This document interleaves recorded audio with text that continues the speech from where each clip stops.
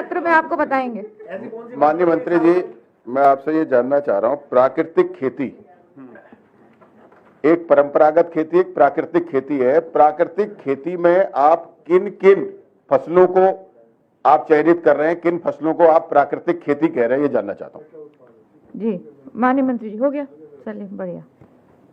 माननीय अध्यक्ष जी, मैं आपके माध्यम से माननीय सदस्य को बताना चाहता हूं, जो हमारी परंपरागत फसलें हैं, गेहूं है, धान है, गेहूं तो बो दिया मैडम, गेहूं तो कट गया, नहीं वो तो तैयार हो गया। नहीं देखिए, प्राकृतिक खेती की बात कर रहा हूं।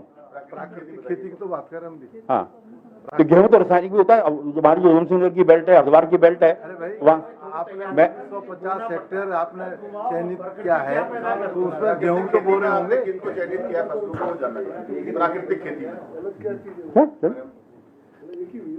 नहीं, देखिए रसायन, देखिए जो हमारे हरिद्वार जिले हैं, जो हमारा उधम सिंह नगर जिला है, देहरादून का भी उसमें कुछ क्षेत्र है, उसमें हम उर्वरक इस प्रकार का इस्तेमाल करते हैं। जो हमने ये पौड़ी, जो हमने ये स्थान,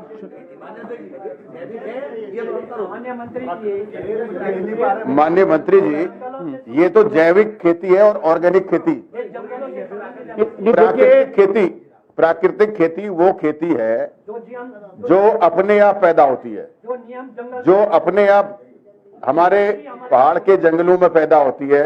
जैसे हरड़ है, आंवला है, ऐसे बहुत सारी जो है, सेमल का फूल है, ये प्राकृतिक खेती है जो अपने आप पैदा होती है।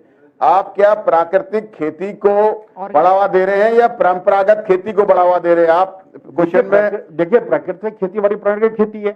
जहां तक आप जैविक खेती की बात कर रहे हैं, नहीं जी, मैं प्राकृतिक खेती में आपने किन फसलों को रखा है जानना चाह रहा हूं। आप जैविक और प्राकृतिक को एक कर रहे हैं, जबकि जैविक खेती में हम बाहरी जैव डालते हैं, प्राकृतिक खेती में हम कोई इस प्रकार का उसमें कोई भी जैसे जैविक देखिए कंफ्यूजन है, प्राकृतिक खेती और जैविक खेती में कंफ्यूजन है। अरे सचिव को भी नहीं होगा। मेरा एक आग्रह है, मेरा माननीय मंत्री जी, माननीय अध्यक्ष जी, मेरा एक प्रश्न है कि प्राकृतिक खेती और परंपरागत खेती, इन दोनों को अलग अलग कैटेगराइज किया गया कि नहीं किया गया, और प्राकृतिक खेती के अंदर किन उत्पादों को लिया गया है और परंपरागत खेती के अंदर किन उत्पादों को लिया गया, इसको स्पष्ट कर दे, सारी बात स्पष्ट। माननीय मंत्री जी।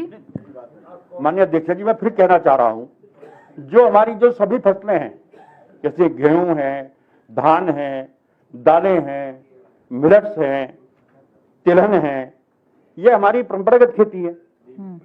जो प्राकृतिक खेती में हमने इसको लिया है।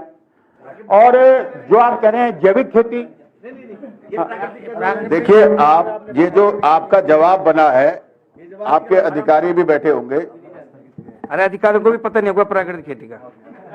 जवाब को स्थगित करें, क्योंकि ये आप जैविक खेती की बात नहीं सही नहीं है। आप जैविक और प्राकृतिक को मिला रहे हैं। आप नहीं, आप प्राकृतिक खेती का मतलब आपके अधिकारी और आप समझ नहीं पा रहे हैं जिन्होंने जवाब बनाया। मानिए, देखिए, मैं आपके माध्यम से माननीय को फिर जानकारी दे रहा हूं। माननीय जो प्राकृतिक खेती है, जो फसलों का नाम तो मैंने बता दिया जी, और उसमें जो हम खाद का प्रयोग करते हैं प्राकृतिक खेती में, जैसे जीवामृत है, धनामृत है, जिसमें फिर हम इस खाद का उपयोग प्राकृतिक खेती में करते हैं, जो गाय के गोबर और दूध से बनती है। और मैंने फसलें, मैं कह रहा हूँ अधिकारियों को भी नहीं है पता। अध्यक्ष जी, प्रश्न स्थगित कर दीजिए, वो जवाब नहीं आ पा रहा मंत्री। नहीं, आपने मुझसे पूछा, अरे जो मैंने पूछा, माननीय मंत्री जी, ये उत्तराखंड के परिप्रेक्ष्य में इसके मीनिंग ही बदल गए। मैं जितना समझ पाता हूँ परंपरागत। माननीय मंत्री जी, माननीय अध्यक्ष जी, प्रश्न का उत्तर स्पष्ट नहीं आ पा रहा है। मैं आपके अनुरोध करना चाहूंगा कि इस प्रश्न को स्थगित कर दें। जी बताइए। ये तो परंपरागत। मेरा मेरा मेरा मेरा ऐसा मानना है, और माननीय मंत्री जी से भी अब क्योंकि क्वेश्चन के माध्यम से बात करनी पड़ेगी, प्रकृति प्रदत्त संसाधनों से जो खेती की जाएगी उसको प्राकृतिक खेती ही माना जाएगा। खेती तो वही है, जी हाँ, और जो खेती हमको अन्य उर्वरकों का इस्तेमाल करके उसको हम बढ़ाते हैं, इनहेंस करते हैं, वो अप्राकृतिक मानी जाएगी। तो प्रकृति प्रदत्त संसाधनों से जो परंपरागत खेती की जाती है वो प्राकृतिक खेती होगी, मेरा ऐसा मानना है। माननीय मंत्री जी बोलिए। अब ज्यादा मत घेरो यार। जैविक खेती क्या हुई, ऑर्गेनिक खेती क्या हुई? अरे ज्यादा मत घेरो भाई। चल माननीय अध्यक्ष जी, बोलिए बोलिए बोलिए। मैं आपसे के माध्यम से फिर बताना चाहता हूं कि माननीय सदस्य ने कहा कि आप प्राकृतिक खेती में कौन कौन सी फसलें उगाते हैं। मैं फिर कह रहा हूं, जो हमने इलाका चयनित किया, मैंने बताया आपको, टीरी और नहीं, 2 योजना में लिया हमने। 1950 तो हमने लिया है मुख्यमंत्री योजना में, और दूसरा हमने लिया है national mission of natural farming में, उसमें 10,000 हेक्टेयर हमने लिया है। और हमारी जो फसलें हैं प्रकृति की, फिर कह रहा हूं, गेहूं, धान, जो हमारी दालें हैं, जो हमारे मिलेट्स हैं, जो हमारे तिलहन हैं। आपने ये पूछा, मैं आपको बता रहा हूं, और क्या पूछना चाहते हैं आप? अरे तो प्रकृति अपने आप तो प्रकृति खेती नहीं है क्या ये? अरे यार कैसी बात कर रहे हैं आप? जब प्रश्न ही सारा प्राकृतिक खेती पे है भाई, प्रश्न ही सारा प्राकृतिक खेती पे है। तो बताओ ना, परंपरागत खेती का क्या मतलब है?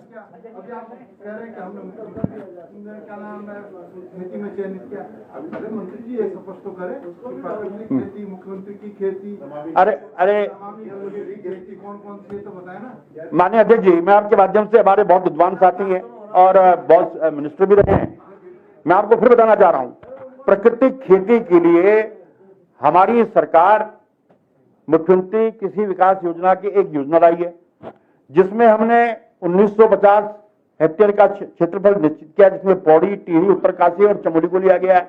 माननीय अध्यक्ष जी, जो माननीय एक मिनट यार, मैंने बड़ी बात सुन लो ना। माननीय अध्यक्ष जी, जो माननीय मंत्री जी का उत्तर आया है, आपने कहा कि वर्तमान में राज्य में नमामि गंगे प्राकृतिक कृषि कॉरिडोर योजना के अंतर्गत जनपद पौड़ी, टिहरी, उत्तरकाशी, चमोली में 1550 हेक्टेयर क्षेत्रफल में प्राकृतिक खेती की जा रही है।